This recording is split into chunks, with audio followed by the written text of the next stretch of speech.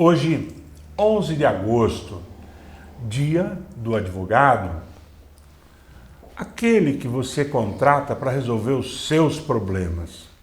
E eu estou aqui com o professor Célio, advogado proeminente de Bragança Paulista, Regis Fernandes, meu advogado, competente, profissional de primeira linha e que eu tenho muito carinho por você.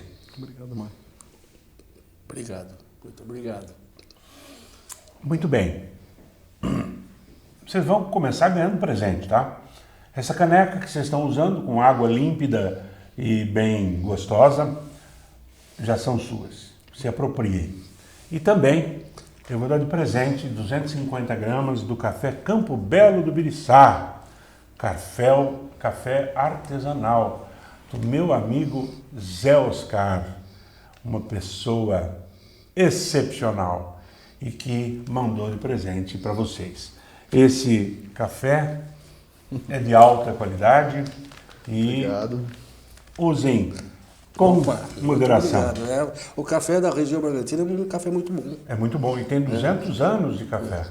Então, eu não conheci esse café aqui, porque gosto muito de café, gosto de café encorpado. Vou experimentar esse aqui. Lembra do Zé Oscar? Zé Oscar. Gente excelente. Muito bem. Do Biriçá. Dia do advogado.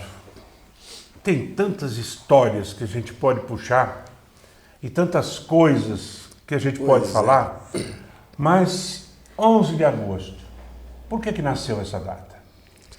Bom, essa data, 11 de agosto, foi o dia que Dom Pedro I instituiu os cursos jurídicos no Brasil, iniciando em Olinda e São Paulo. Sim. As duas primeiras faculdades. Bom, antes disso não havia cursos de direitos aqui no Brasil. A legislação Filipinas permitia que o brasileiro se formasse em Portugal e com 8 anos de experiência pudesse vir para o Brasil na época da colonização e atuasse aqui como advogado. Mas a advocacia mesmo tem origem na Grécia. Né? Sim. O primeiro advogado foi Demóstenes. Sim. Mas o primeiro profissional foi Péricles. Mas quem efetuou mesmo o negócio da advocacia foi Roma. Foi Roma que instituiu. Criou o colégio togado com 2 tipos. Os advogados e os quase que consultores, alguma coisa assim. Os consultores atuavam para defesa da população e os advogados mesmo eram só consulta para o Senado, para as pessoas. Aí foi. E no Brasil foi a partir de 1830, mais ou menos na época de Dom Pedro I, que instituiu os cursos jurídicos. Por isso, colocaram o Santo Ivo como patrono. Só que o dia de Santo Ivo é dia 19 de maio. Ah, sim. Mas é o Santo Ivo. Mas é Santo Ivo o padroeiro dos advogados. Não, padroeiro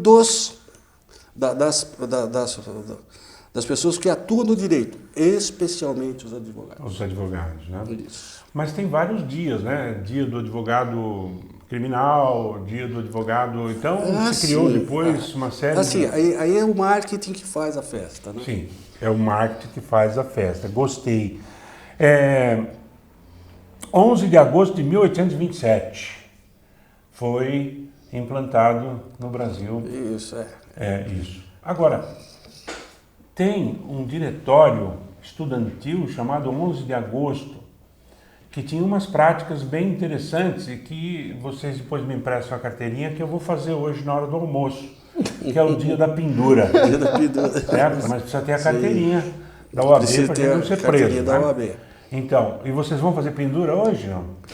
Não. Não, olha, a questão da pendura, eram algumas coisas muito interessantes na época. Hoje já não se faz mais como antigamente. Sim. Então, antigamente a gente recebia um panfleto do diretório acadêmico em que ia até o estabelecimento, pedia-se comida boa, nada de bebida alcoólica, porque a bebida alcoólica não podia ser colocada. Então, bebida era refrigerante. Na hora de pagar, lia-se o manifesto, Sim. deixava-se a gorjeta do garçom, agradecia e ia embora. Isso com todo respeito. Isso com todo respeito. Sim. Mas eles estavam cientes que foram bem atendidos e iriam voltar mais vezes lá, e as outras vezes eram pagantes. Então, os estabelecimentos que aceitavam receber, eles eram recompensados. Sim. Futuramente. Sim. Hoje em dia tem alguns, né, que por ser advogados vão, faz a pendura e some. E some, Né? E some. Tem alguns lugares que a gente recomendava não ir Sim. fazer pendura. Evita em tal lugar, porque o sujeito, lá o dono... Vai reagir negativamente e vai contratar um advogado para receber. Isso. Né? Então, a gente dizia isso. Mas essa prática já não tem mais sentido. Ficou no passado. Hoje em dia, né? Ficou no passado. Porque existe uma questão da brincadeira, Sim. certo? Sadia, Sim. que era como era executado. E existe a brincadeira feia, que é o calote. Exato. Certo? Ou seja, a recomendação é, vai dar o pendura? Vá com dinheiro. Exatamente. Porque se tiver problema, você se recusou a pagar por alguma coisa. Exato. Mas você tinha dinheiro. Porque comer sem ter dinheiro é crime. Exato. Entendi. Era justamente essa. Hélio, você já deu pendura? Não teve coragem? nunca tive essa. Você já, com certeza. Nunca fiz a pendura. Olha. Mas também que é uma questão interessante, né, o professor Célio, que as pessoas. Eu me lembro quando eu estava nos bancos da faculdade ainda, né, os colegas mais novos vinham perguntar do dia da pendura e a orientação era justamente essa, né? Falaram, olha, vai fazer a pendura? Pode fazer a pendura, né? Mas vá com dinheiro no bolso, porque é justamente o que diz a legislação, né, professor? Pois é. Você consumir sem ter o dinheiro para pagar é crime, então tenha o dinheiro no bolso, né? Eu só não quero pagar, é uma outra questão, né? Não é que eu não tenho dinheiro, eu só não quero. Nós tivemos até um fato interessante no dia 11 de agosto. Até na época, o diretor do curso de Direito era o professor Nicola Januzzi. Nicola, um abraço, saudade de você. Então ele resolveu homenagear os confrades franciscanos. E fizemos um jantar no dia 11 de agosto, num restaurante que tinha. De um lado era o restaurante e do outro lado a lanchonete. Então nós reservamos um restaurante para todos os professores do curso de Direito, para toda a reitoria da Universidade de São Francisco. Então, estava lá o reitor, o vice-reitor, todos os freis, o diretor de curso, os professores. Muito bem servidos, nós fomos muito bem atendidos, mas chegou uma hora, como eu tinha sido responsável pelo contato entre o professor Januzzi com o restaurante, né, o dono do restaurante veio conversar comigo. Ele chegou e falou assim, professor, os seus alunos estão dando pendura ali do lado. Eu mando a conta para onde? Eu falei assim, ó, você chama a polícia, porque não temos nada com isso. Mas então o que eu faço? Eu chamo a polícia. Celinho. Eu chamo você de Celinho porque para mim você é baixinho. E é meu amigo. Né? Há muito tempo somos amigos. Nós somos amigos.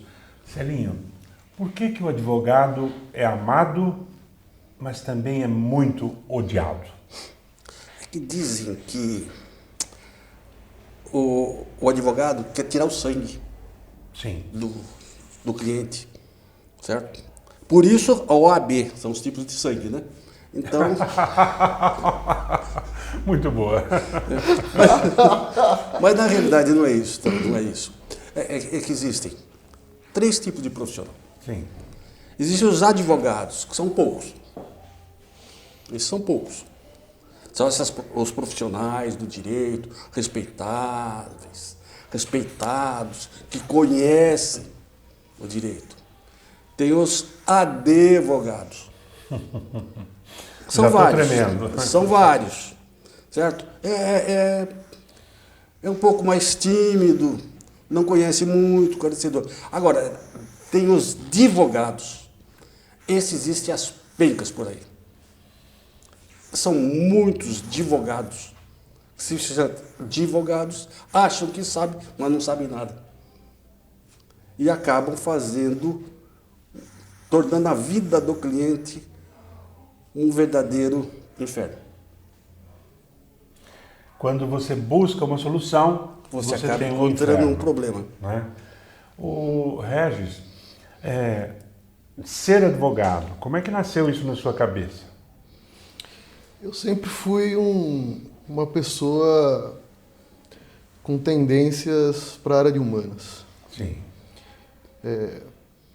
Meu primeiro curso foi o curso de História. Sim. E acho que o curso de História me trouxe a capacidade de ampliar alguns horizontes. Sim. Né?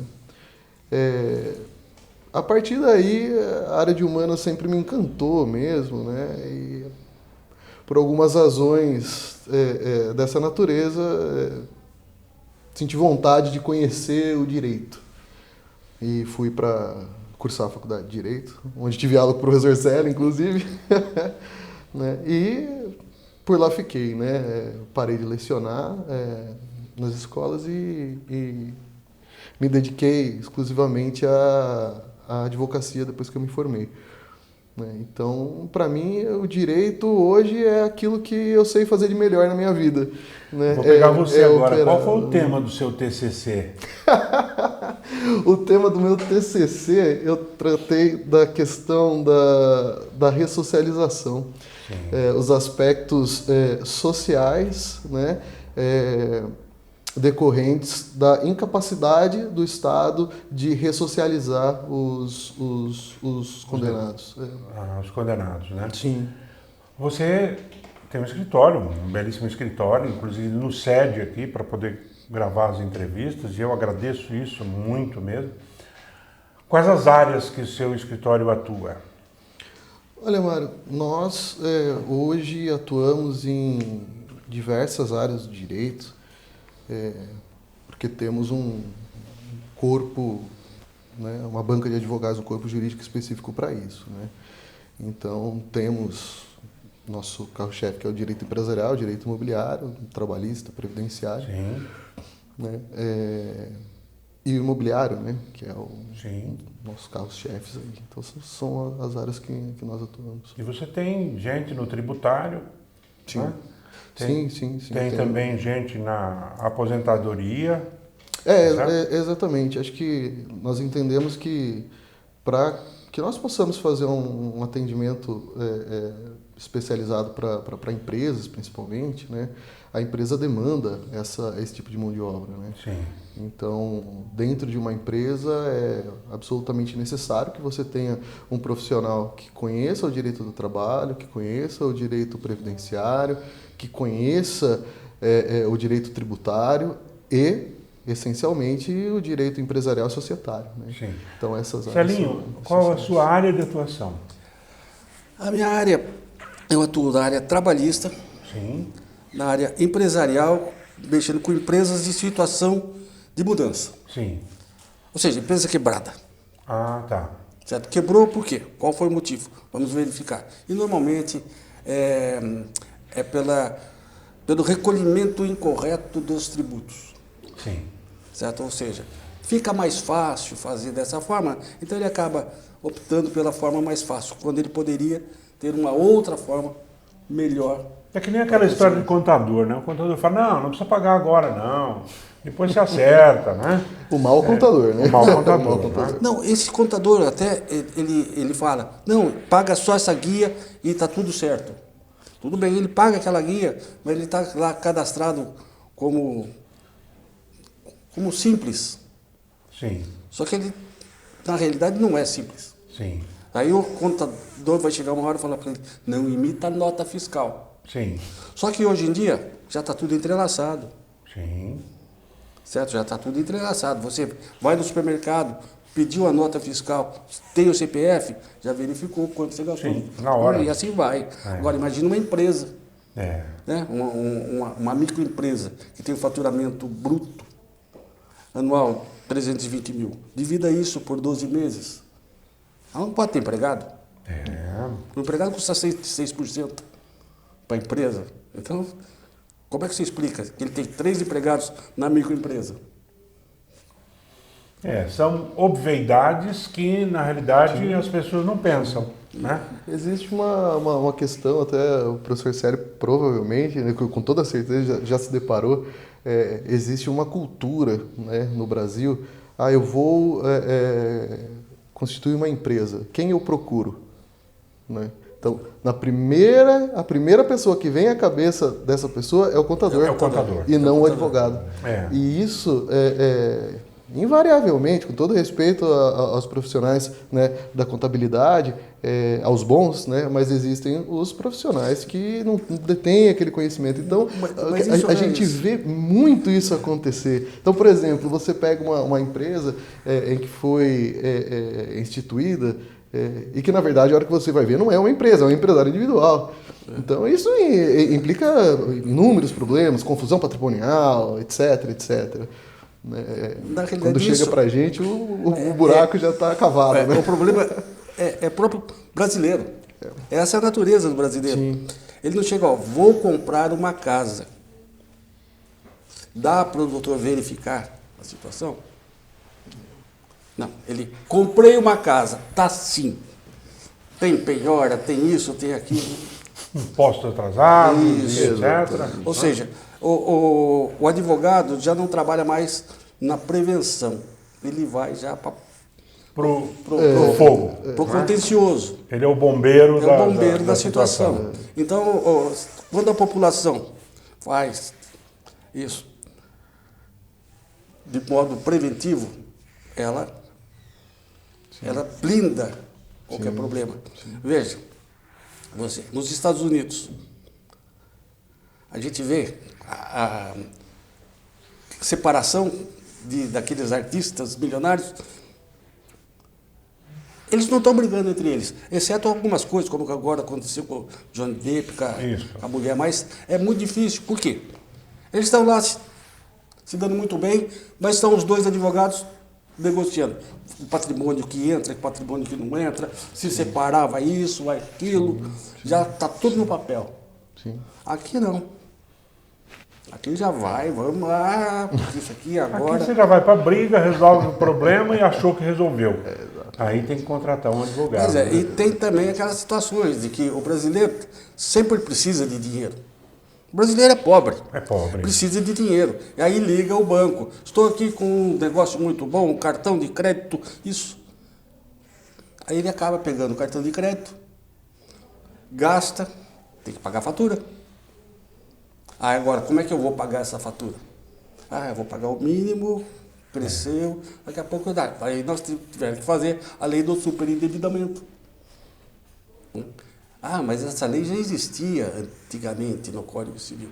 Sim, existia, que era inadimplência civil. Aí foi revogada, agora voltou de novo, por causa do endividamento. Por causa disso, justamente. É claro, custa caro, eu não tenho dinheiro. Por quê? Porque nós estamos vivendo numa situação de mudança. Já há muito tempo. Já há muito tempo. A advocacia consegue fomentar a democracia? Totalmente. Sim, totalmente. Inclusive o preceito constitucional. Né? Então, a própria Constituição, né, nos diz que o trabalho do advogado é essencial para a manutenção do Estado Democrático de Direito. Tanto que nós tínhamos um estatuto da OAB criado na época de Getúlio Vargas, que foi revogado na época da ditadura, alterado, colocado do jeito que eles queriam na ditadura, como funcionava, e depois voltou a ser O outro foi agora no 90, acho que não me falha, agora 94, alguma coisa assim. Interessante. Celinho, teve um ex-aluno seu que falou que um dia você chegou na sala e falou assim, olhem para o seu lado. E aí você falou, se você não for uma pessoa que se dedique, você não vai ser nada. E você pode estar olhando para o seu lado e enxergando pessoas que não vão ser nada. É verdade isso? Não, eu falei o seguinte, olhe para o seu lado esquerdo, olhe para o seu lado direito. Na área jurídica, 2 de vocês 3 não vão atuar. Ou seja, por que eu estou fazendo direito? O curso de direito é um curso excelente para todos. Deveria ser. Porque vai dar uma noção geral do que é ser brasileiro. Sim. As condições. Nós não conhecemos a nossa Constituição. Certo? Isso deveria ser conteúdo discutido no ensino fundamental e médio. Exatamente, com toda certeza. Eu faço isso com meus alunos. Eles Então, aprendem a Constituição inteira. Isso é excelente, esse seu projeto. Então, nós não conhecemos a nossa Constituição. Então, quando vai fazer direito, ele sabe o que ele pode, o que não pode fazer. Certo? Então, muita gente está fazendo. Por quê? Já é empresário, já está bem colocado, e ele quer apenas adquirir conhecimento. Sim. Tem outros que querem mudar a sua posição no funcionalismo público. E, quiçá, um dia eu tiro a OAB para exercer a função. Sim. Certo? Então, justamente, 1/3 se dedica à área como profissional. E como profissional que eu digo é advogado, promotor, juiz, delegado de polícia. Sim. Muito bem. É interessante essa leitura, né, professor? Eu vejo que, assim como o professor Mário, né, também já lecionei no ensino médio, ensino fundamental, e depois vindo para o direito, a gente percebe o seguinte cenário. Quando nós nos formamos, né, no 3º ano, atingimos a maioridade e passamos a responder pelos nossos próprios atos. O sentimento é de que você acabou de tirar uma pessoa que nada sabia e que, de fato, nada sabe acerca do que é viver em sociedade. Numa sociedade que é regida por todo um conjunto normativo. Né? Então, essa pessoa que nada conhece do conjunto normativo, ela pratica, muitas vezes, crimes e ilícitos civis de toda sorte, de toda natureza, sem ter a menor noção do que está fazendo. Pois é. É que, se a gente analisar o fundamento da norma, para a gente viver numa sociedade, nós precisamos estabelecer regras de convivência. E essa regra de convivência, elas é feita para um determinado povo, numa determinada época e numa determinada região geográfica. Sim. Só que o povo muda, a região geográfica muda e a época muda. Então tem que haver a evolução. E nós temos uma legislação que, na prática, ela está lenta. Ela não evolui na velocidade necessária. Isso, a legislação. Mas, no dia a dia, nós precisamos de ter essa alteração. Então, o que se pensava antes, como antes adultério era crime, apenava com 15 dias de detenção. Hoje já não é mais crime, foi excluído. Sim. Então, muitas vezes também, o nosso poder legislativo, que o poder executivo, prefeito, governador, presidente, só pode fazer o que a lei permite. Mas quem faz a lei é o vereador, o deputado estadual, o deputado federal e o senador. Esse que é o problema, quando eles fazem a lei. Então eles vão fazer uma lei específica. E quando se faz a lei, ela pode aplicar a um segmento, mas não é o ideal a esse segmento. Tem que pegar para todo mundo. Então esse é o problema da legislação, feito para aquela época. Passou a época, tem que mudar. Certo? Então, muita coisa que nós tínhamos anteriormente, hoje já é ineficaz. Isso causa muito prejuízo para o Estado. Acho que nós temos, em relação a isso, um problema crônico e fundamental da legislação, né? De toda ela, não só no Brasil, mas de toda a legislação. Por que eu digo isso? As leis, elas decorrem do movimento dialético social. Então, nós temos um movimento dialético, nós temos, né, o caminhar da humanidade, das sociedades, e aquilo que se entende, a grosso modo, como ético, moral, correto, é positivado como lei. A questão é que, a partir daquele momento, essa lei já está defasada. Sim. Então, a lei, ela sempre vai estar um passo atrás da própria do próprio caminhar da sociedade, desse movimento dialético. E é por isso que é uma das razões pelas quais o direito não é uma ciência exata. Então nós temos as jurisprudências, né? Por que um tribunal entende uma coisa, o tribunal de outro estado entende outra, o juiz da mesma comarca, muitas vezes, né, de uma vara entende de uma forma, de outra vara entende de outra. Então esse eu digo que é um problema, mas talvez seja uma característica, digamos assim, crônica da legislação, mas que é natural, né? Enxergo isso como... É a pirâmide. Exato. Há um problema em relação a isso, porque a sociedade evolui e a legislação não consegue acompanhar, né? Pelo menos não no mesmo em tempo real, digamos assim, mas ao mesmo tempo ela indica a própria evolução da sociedade, o caminhar da sociedade. Isso é a mágica da nossa profissão. É a gente sempre tentar trazer a conhecimento do próprio judiciário, em casos específicos, uma demanda que na legislação muitas vezes não há uma previsão específica legal ali, ou o entendimento, né, jurisprudencial está defasado, e a gente... Espera um pouquinho, mas a sociedade está demandando de uma outra forma e cabe a nós fazer os ajustes. E aí, um dos momentos em que nós contribuímos para a manutenção do Estado Democrático de Direito. Veja, nós temos que ter um poder judiciário e não uma casa de jogos. Exato. Nós não podemos contar com sorte e azar. Loteria. Né? Exemplo. 2 varas. O juiz da primeira vara entende que o reajuste de 10% sobre determinado salário deve ser incorporado para todos. O da segunda vara entende que não. Então, são 2 juízes, um do lado do outro, na mesma cidade. No mesmo prédio. No mesmo prédio. Aí, você entra com a ação, ou a gente entra com a outra ação. Os 2 conversando. Caiu aonde? Caiu na vara tal. Ih, que pena, hein? Que pena. Que pena, você vai perder. Já pré-julga, né? Vai ser um problema. Vai né? ter que... Por isso existe o tribunal. Uhum. O tribunal, ele procura uniformizar as decisões. É um aviso. Olha, vocês aí da primeira instância, aqui nós estamos entendendo assim.